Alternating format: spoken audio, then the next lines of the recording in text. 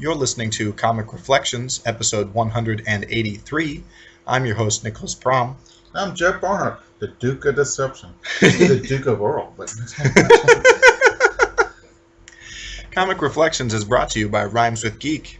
You can find our show, plus many other cool podcasts, like the all-new Anti-Fanboy, Super Podcasto Magnifico, and Ultimate Facepalm at rhymeswithgeek.com.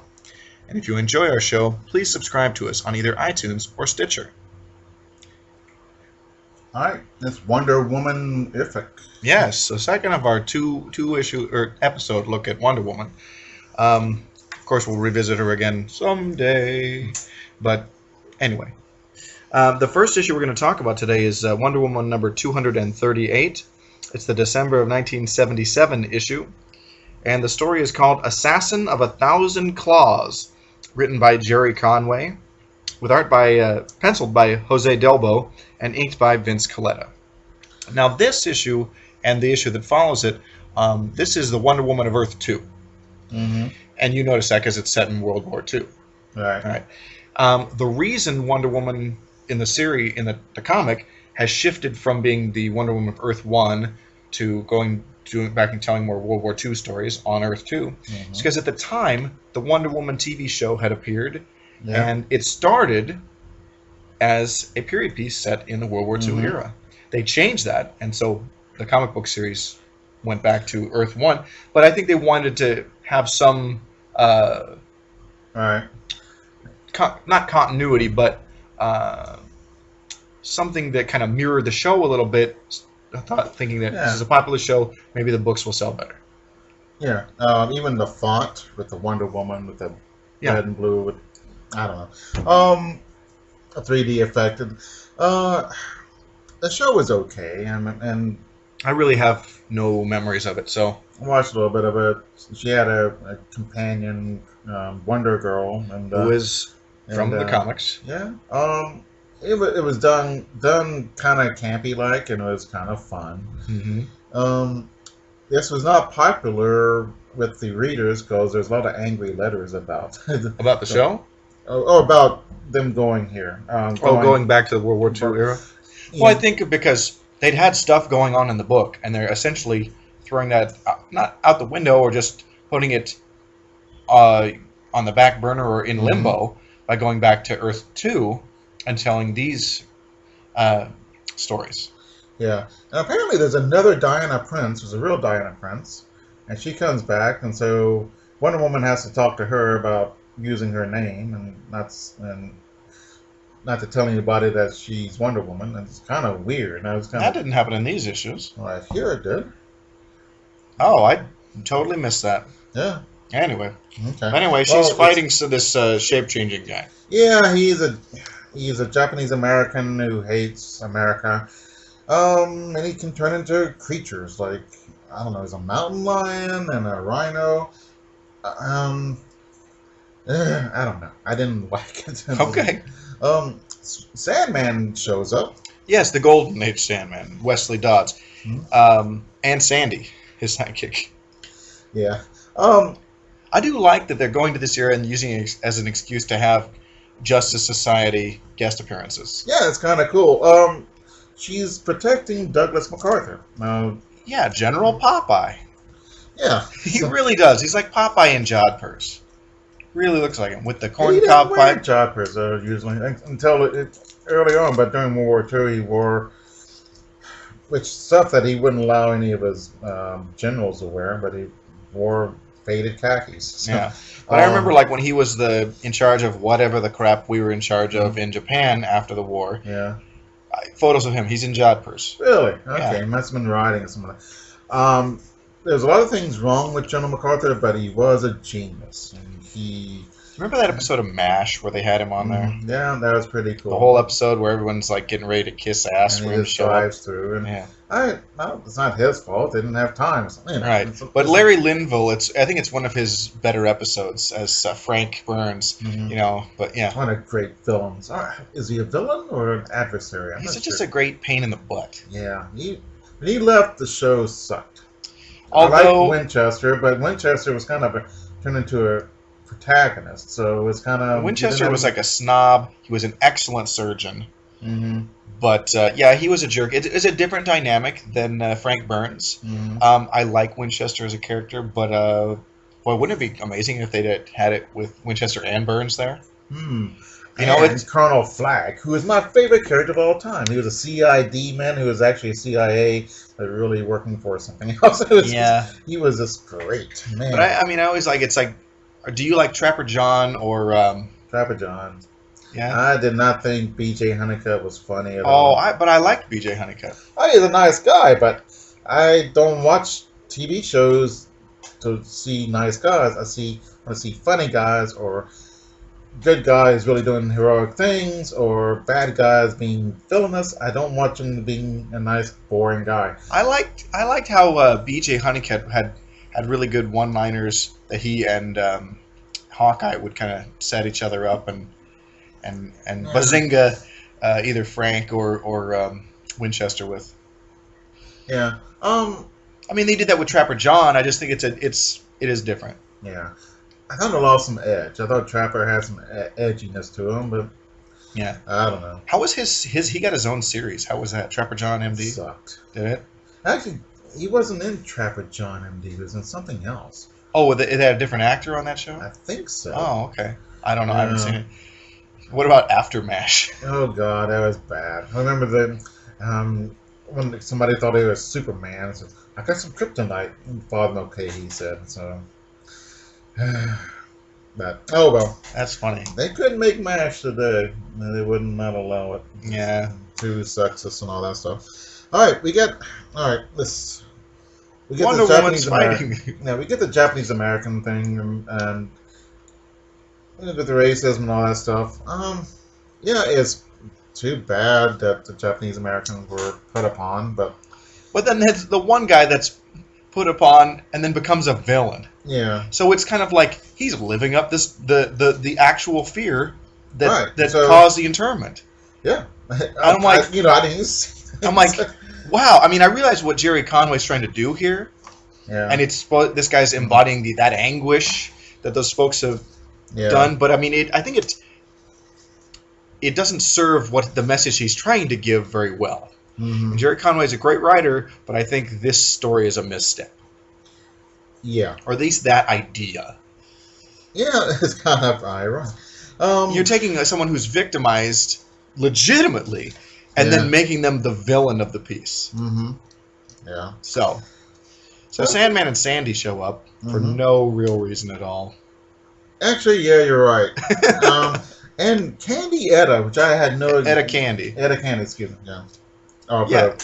comment there. I don't think. Yeah, that's the Golden Age Wonder Woman's chubby sidekick, and it's you read those Golden Age stories, and Etta Candy is the most smile-inducing part of those stories. Are they? She is adorable. She's a big girl who loves food and who's crazy about men, and she's just adorable. She's like a female Lou Costello. And this French guy comes looking for her, and she comes out. Etta Candy comes out in a towel. So And she's embarrassed, yeah. Mhm. because she's a big girl. Yeah. Well, no, she's embarrassed. She's in a towel, Well, yeah, and that'd be embarrassing to a girl today. And a girl in the 40s, it'd be horrific. For a guy. and think about it. She's a big girl. She's got body image issues. Mhm. That's a real thing, Right. All right. or she probably does. Yeah, So we get the origin story of the Japanese guy, and I don't know. So we already went over that. You see this ad, house ad for Superman versus Wonder Woman, and man, they're mad at each other. that's another one of those treasury editions. I think that now has finally been collected in a trade, but yeah, Yeah. I'm aware of it Mhm. existing. So All right. So we see Sandman in action, and oh, here we go to the battleship, and I guess General MacArthur is going to smash the champagne on it. And why do people even do that? christening ships. Oh man, you know how the Vikings christen their ships? They get a virgin slave girl and tie her underneath the keel so the ship would run over her. Whoa, Yeah, that's pretty horrible. yeah. But it might be when you make a ship, It's in its own land, and then you take it to the water. Yeah. There ought to be a ceremony, and the ceremony of having champagne smashed against it. That sounds okay. Sure. I like little things like that. Although I'm not against it. I'm just kind of like, why do people do that? yeah, it's probably they did. I don't know. Maybe they had a big drunken party. I bet it's some French thing. Maybe so. Okay. So, they're going to try to kill MacArthur. So, the Japanese guy, I forget their name. I forgot his name too. It doesn't matter. You'll never see him again. Yeah, he turns into a rhinoceros, and as he is these creatures, he can talk. So it's kind of ridiculous.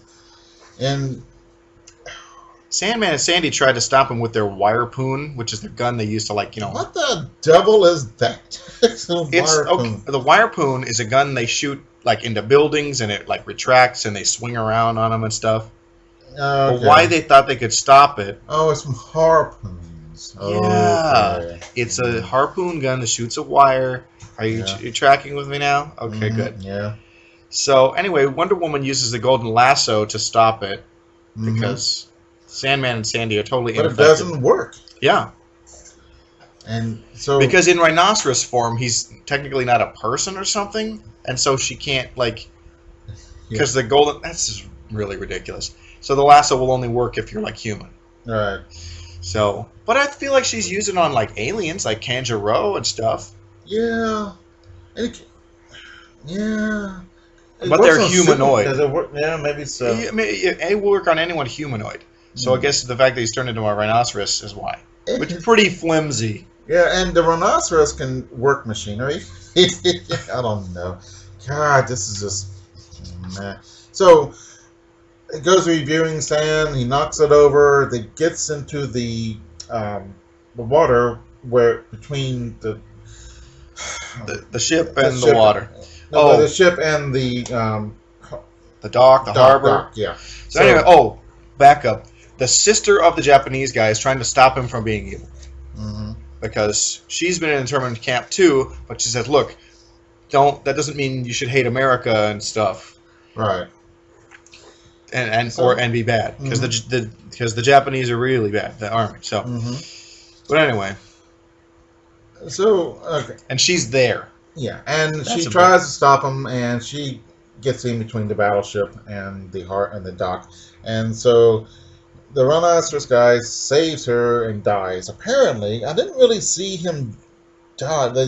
What are they going to do? See him squash and have the entrails come out as... Yes. Okay. Okay. Nah. Yeah, that was lousier than I remembered. Yeah. Yeah, it's pretty bad. All right. This the next issue. It's the very next issue of the series. I thought was a bit better. There were some interesting themes at work here, and a great villain. Yeah. Fantastic. Duke of Deception is a pretty cool idea. Yeah. So this is Wonder Woman number 239. It's the January 1978 issue. And the story is called A Duke Named Deception. This was written by Jerry Conway. Art by penciled by Jose Delbo and inked by Vince Colletta. This is still on Earth 2 in the World War II era. Yeah. Wonder Woman's fighting some guys, and the Flash shows up. Jay Garrick, the original Flash. And she gets mad at him for, helping when she could have handled it. Right. And she is, understandably so, angry about being made a secretary. In the Justice Society. Right. She's more powerful than most of them. She has a point, but she comes from this...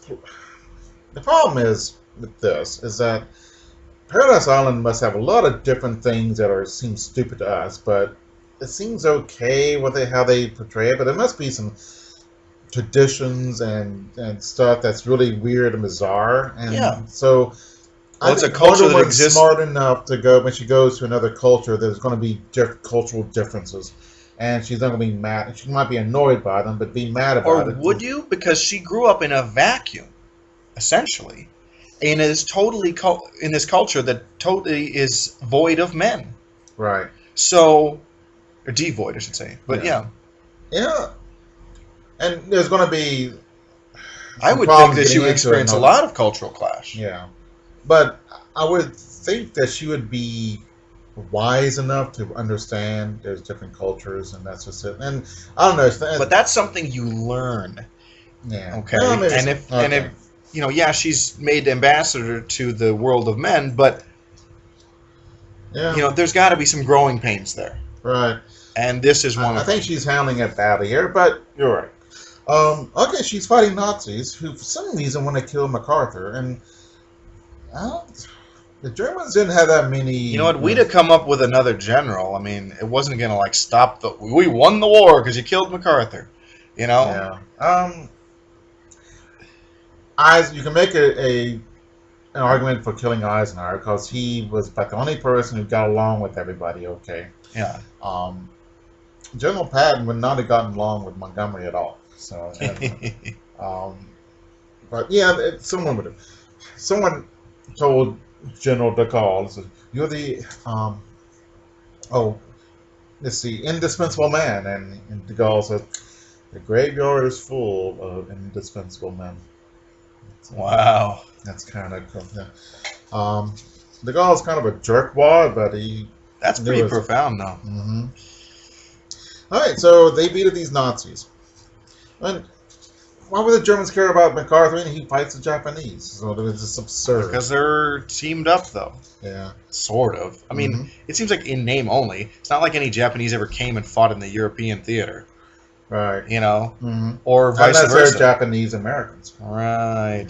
There's actually a regiment of Japanese Americans, and they won more medals than anybody else in European theater. Interesting. They made a movie about it. Oh. Called, is it not Gun? It might have been Gung Ho. I'm not sure. No. With Michael Keaton? No. I'm kidding. I'm kidding. Okay, the French guy comes back. And he's visiting Etta Candy and Diana in their civilian stuff. We don't know what this guy's deal is. He's probably a spy. He's French and he's bad. He does say in his thought bubbles, "Stupid on me" or something like that. And it's, Yeah. All right. Okay. Here's one of the big things, which the army doesn't like Wonder Woman because she destroyed a tank and she stopped them from killing the tiger or whatever the Japanese guy was. Sure. Mountain lion, and which was kind of stupid of her. This animal is trying to kill things and people. Yeah. It needs to be put down. It's just an enemy's fun. But I don't know. I think Gandhi would have been okay with shooting it. You know, it's just absurdly weird. Yeah, I mean, I don't know. It didn't even occur to me, so. All right, so now we go to Olympus when Mars is really mad because apparently World War II wasn't violent enough for him. And so there's this other guy in Olympus named Deception. He's a duke of something. Mm-hmm. And anyway, he gives Mars this great idea, and I already forgot what it was. Oh, he's going to trick people into thinking Wonder Woman's evil. So he's going to trick Wonder Woman into thinking like American soldiers are actually Nazis, or that the Statue of Liberty is attacking America. And so, of course, Diana's out with Steve. Is she out with Steve or just somebody else? That doesn't look like Steve. Steve's blonde. But anyway, Statue of Liberty. Oh, she's out with the Flash. Oh, that's right. And they're continuing their conversation, and Jay is kind of apologizing for being a chauvinist pig. And this is before feminism. Yeah. You know, so it's interesting. I think it's a cool topic for Jerry Conway to touch on, especially given the period that this is set in, and it kind of answers like, yeah, what's the deal with Wonder Woman being the secretary in the Justice Society? Yeah. You know, the real answer is an editorial one, because the JSA, other than even the Flash and Green Lantern, kind of got phased out of the Justice Society because it was meant to be, that book was meant to showcase everybody who had a backup feature, not their own book. Right. That's why Superman and Batman were only honorary members, because they didn't want it to be all about them, because they already had their own books. Right. So it was another thing, you know, because all the other characters were backup features in various titles, and then, here we can see them in another book. So. Yeah. All right, so the Duke of Deception changes, as you mentioned before. Statue of Liberty, and the Statue of Liberty looks great, really angry. Arr! Well, it's all an illusion, though, Yeah, right. that only Diana can see. Hmm. She goes crazy and fights it, and and the Flash is, huh? What's going on? Right. Well, you're destroying the Statue of Liberty. This really makes the military really mad. Yeah. That's about it, isn't it? Just sort of. Yeah, and then the confusion is kind of left dangling there because Yeah. she's just getting accused of some other things. Hey, in-house ad for Shade the Change. Shade the Changing Man, Man, okay. which is a really oddball creation of Steve Ditko. He created this guy with kind of an ectoplasmic exoskeleton that he performs super feats with. Mm-hmm. So yeah, weird. Yeah. I haven't really read Shade the Changing Man. But he's captured by the Supreme Decider. Okay. Me? No. Yeah. Yeah. Actually, you're the comic book fan. You decide. Do I? I don't have to buy this. So that's the end of it. Okay. So she has more. She has more illusions, and she beats up some Yankees. I think the Flash just leaves. Americans. The Flash sees something weird too. Oh, okay. No, he's trying to help, and the Duke of Deception says, "Oh, he must be waylaid," so he makes this big monster. And the army pulls out their guns and tanks and going to capture Wonder Woman because apparently she just beat a bunch of sailors, destroyed the Statue of Liberty, Right. and for no good reason. Jeez. Yeah. All right. So then we go. So we don't have a resolution for that storyline because we're going to go back to Earth 1 Yeah. and be bored to death for the next couple issues we're going to talk about.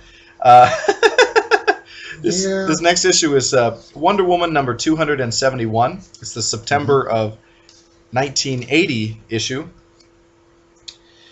And the story is called Renewal on Paradise Island, written by Jerry Conway, penciled by Jose Delbo, and inked by Dave Hunt. Okay. So there's a mysterious villain. All right. Well, Steve Trevor is dead, so that brings Steve Trevor from Earth Prime, I think. or some Earth. Yeah, another. Actually, they don't say. I don't think. They don't say. It's definitely not Earth 2. Because my theory is that it's a Steve Trevor from Earth Prime. Wonder Woman brings him on Paradise Island, but hovers him off the ground so he never touches the land. Because if a man touches Paradise Island, they will lose their immortality and all their powers or something. Mm-hmm. So. Yeah, and I'd be touchy about that too. Right? Mm-hmm.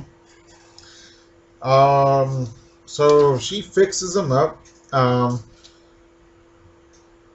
And she's lost her Steve. And so this is a chance for her to oh, it's Steve, But this Steve has come from a parallel Earth. Probably Earth Prime. Mm-hmm. So, I forgot what's going on. Steve spent a lot of time dying.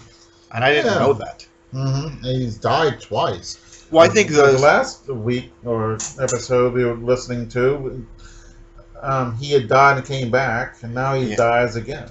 Right, and stuff. So, that episode we were listening to, the episode we recorded. Well, yeah, okay. Okay, anyway. Are you mocking? No, I'm just splitting hairs is what I'm doing. Yeah.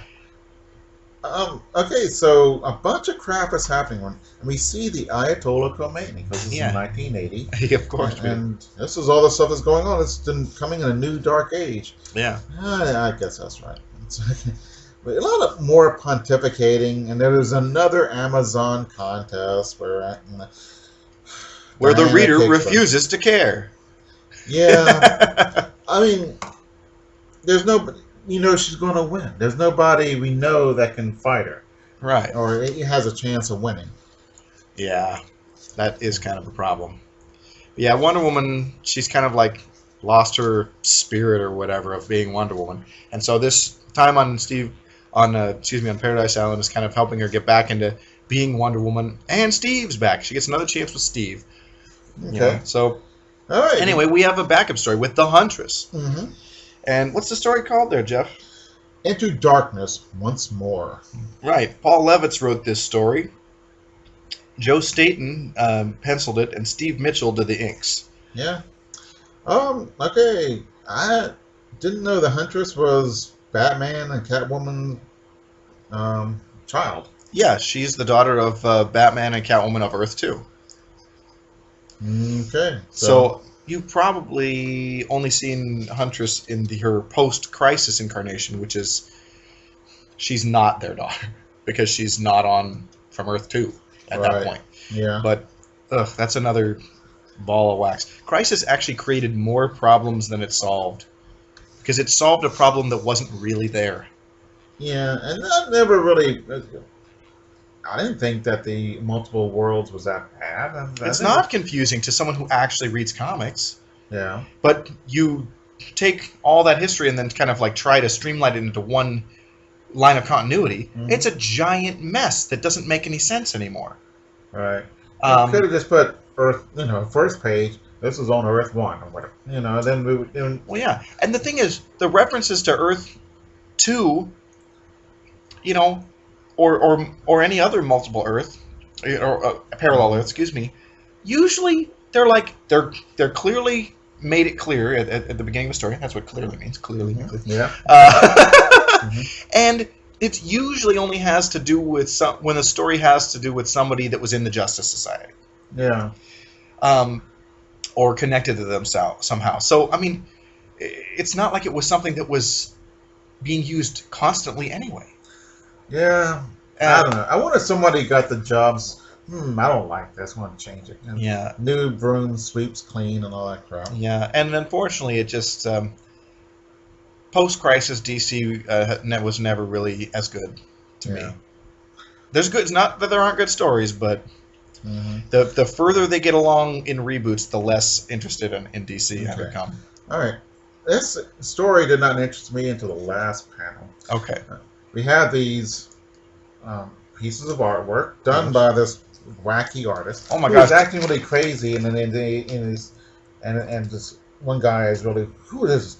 He's an artist. Oh, that explains it. Okay, but the guy was acting, very strange, and the implication I got was that he was supposed to be homosexual. Did you get that vibe? Oh, yeah, I didn't think he was most manly of men. Well, yeah, the impression I got was that, this is Helena's friend who's an artist and he's a gay guy. It's not overtly stated, but that was the impression I was given from his mannerisms. Which I was like, wow, that's kind of bad. But I don't know. We didn't see him on his good side, and he's upset. So maybe he was an okay guy. I don't know. I'm not saying he was not an okay guy, but I felt it came across really stereotyped. Yeah. And I was like, that's kind of offensive. That's where I'm going with this. Oh, okay. I'm not saying that guy seemed like a real swish. No, and that's not where I'm going. Yeah. I wonder. Well, my point was maybe other places he's gay, but he's not as flighty or something like that. Although I've known some flamboyant gays, and actually I'm amused and they're fun. As have I. So, I like gay guys. They're great. And I think that wasn't what I was trying to say. No. I'm not saying, but the flamboyantly gay. They exist. I understand. Exist, and I don't know. I find them more entertaining than the more staid middle class white bread type. Right. But okay. Let's move on. Okay. So his paintings are being burned for some reason. Yeah. Huntress checks him out and says, "Hey, that's not his signature." So she beats up a guy trying to find out the information. Realizes that of all the things to get wrong, if you're making a forgery, you should get the stupid signature correct. Yeah. So it's kind of, I don't know. Some guy comes to talk to her, and I don't care. He's like a lawyer. He's the DA or something like that. But we find at the last panel that the person behind all this was born on a Monday. Yes, it's Solomon Grundy. And I thought it's so weird because why is this guy in cahoots with art thieves? Yeah, it doesn't sound like a thing for him to do. Yeah. Yeah. So this next issue we got to talk about, and the last we'll talk about for today, is Wonder Woman number 327. It's a September of 1985 issue, and this series would be canceled 2 issues later because Crisis on Infinite Earths is about to happen, and so she would have a post-Crisis kind of reboot. But anyway, the story is called The End of Everything Begins. It was written by Mindy Newell, who was a newcomer to comics at the time as a writer, with art by Don Heck, who was, kind of on the way out.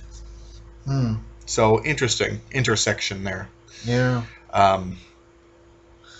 Yeah. I didn't care about this comic, bored the crap out of me.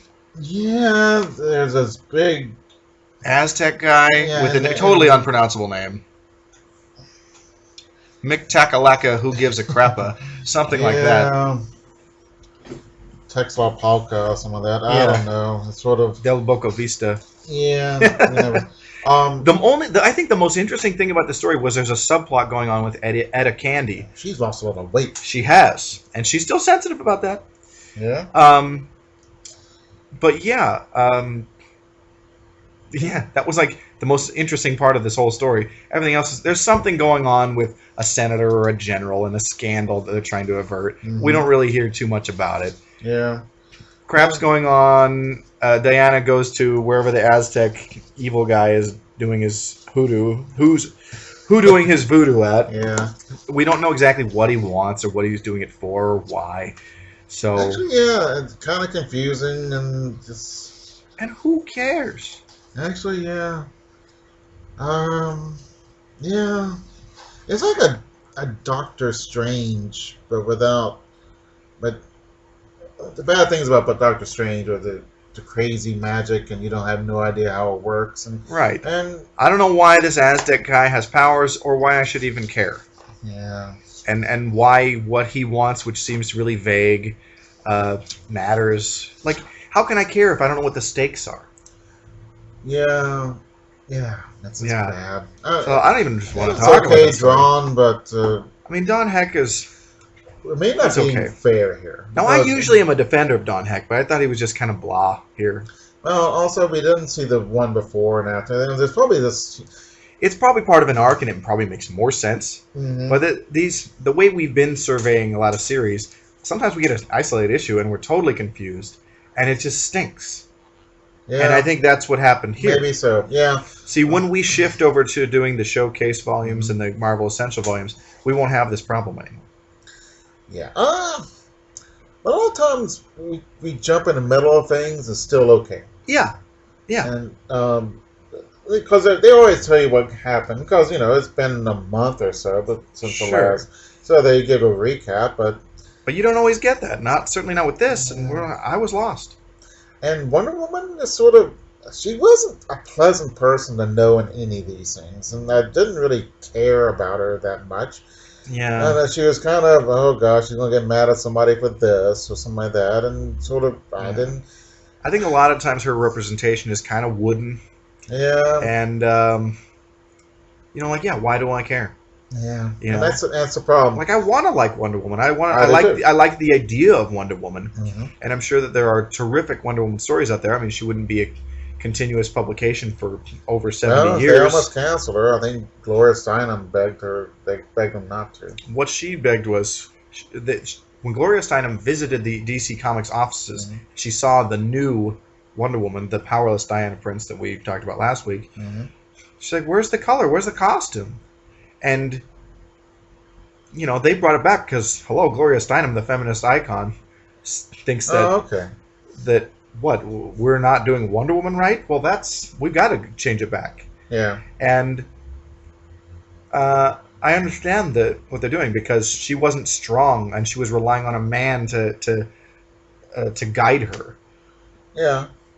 But I mean, a lot of heroes have an example of a Chinese philosopher next to them telling them what to do, and I don't think that's right. But if your whole character is supposed to be this strong female, character, and she's being trained by a man, and she's being overly emotional, I think it's defeating what that character is supposed to be. Yeah. Not that she's found her footing at this point in the issues we've read I today. did like those issues though. Yeah. I was entertained, and this is interesting. And Yeah, I think in the post-crisis reboot that George Perez illustrated, and I'm not sure who wrote it, that's a very strong representation of Wonder Woman as she's meant to be. mhm. I can't remember who wrote it, but anyway, that's about all I've got to say about that. Yeah, okay. I get. Yeah, sorry to leave on a downer, but we'll see you in the funny pages.